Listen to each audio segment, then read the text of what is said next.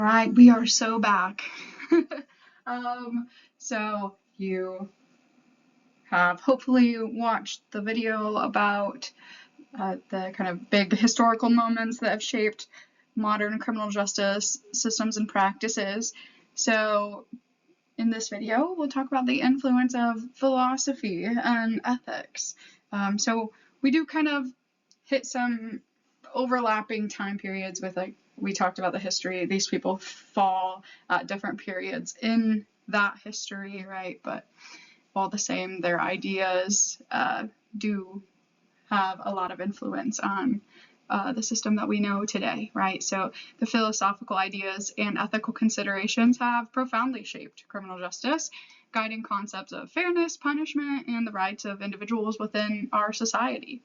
Theories about justice have guided reform efforts, shaped constitutional rights, and affected how societies punish criminals. So recall that early societies relied on religion, tradition, and authority to shape justice, and justice was typically based on punishment, deterrence, and social hierarchy with different penalties for different classes of people, right? That's what we just kind of talked about in the last video, as well as like a little bit last week when we discussed punishment versus, or like the rules of punishment, whether we're trying to deter people, things like that, of that nature.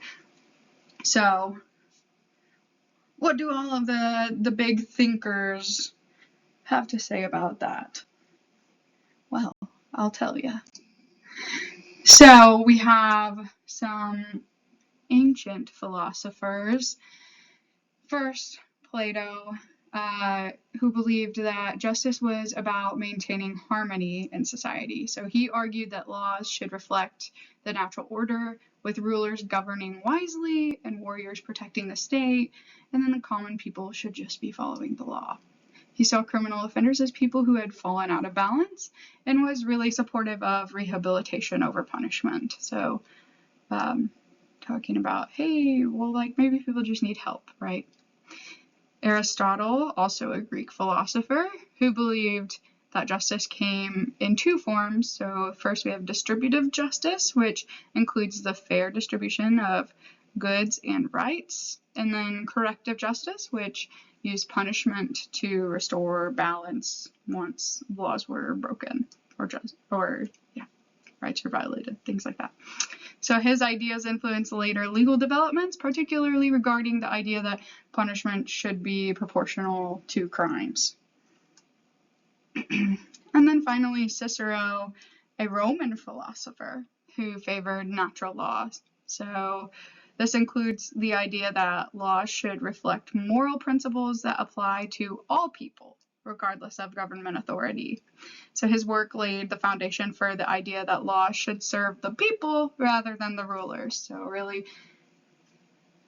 taking that big step towards, we shouldn't just be trying to control and punish people below a certain status or people who are not the ruling class, right?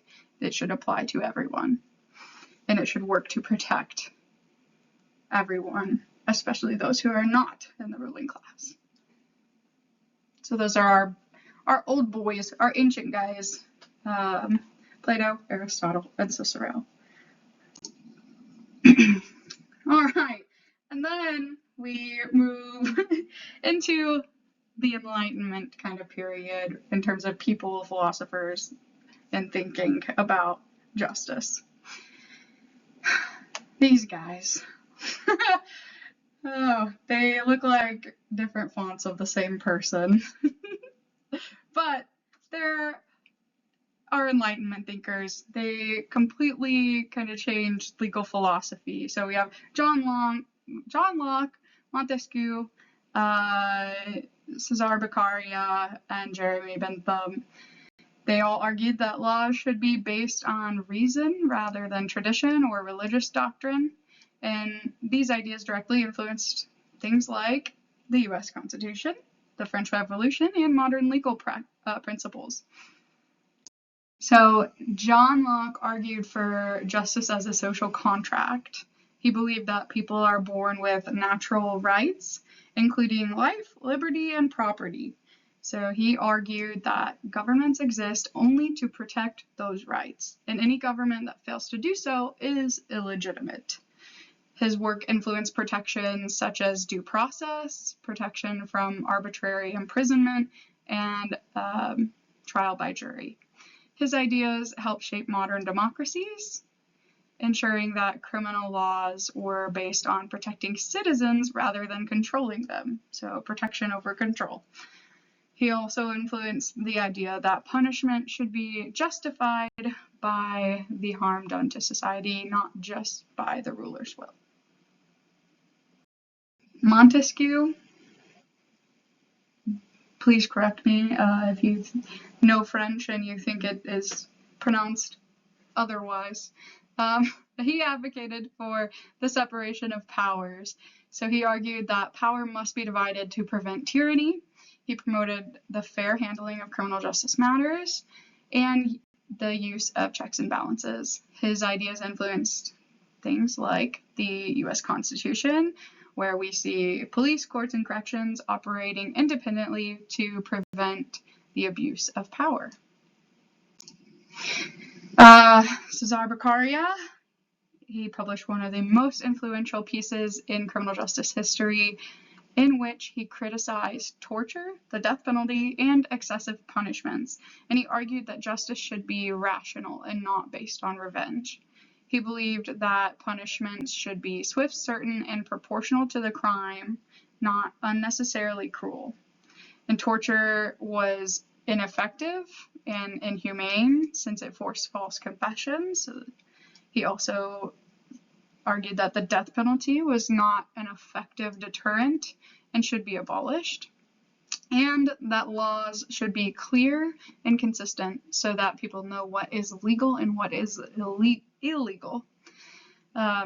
His ideas impacted modern sentencing guidelines, human rights protections, and legal systems that focus on deterrence rather than inflicting brutality.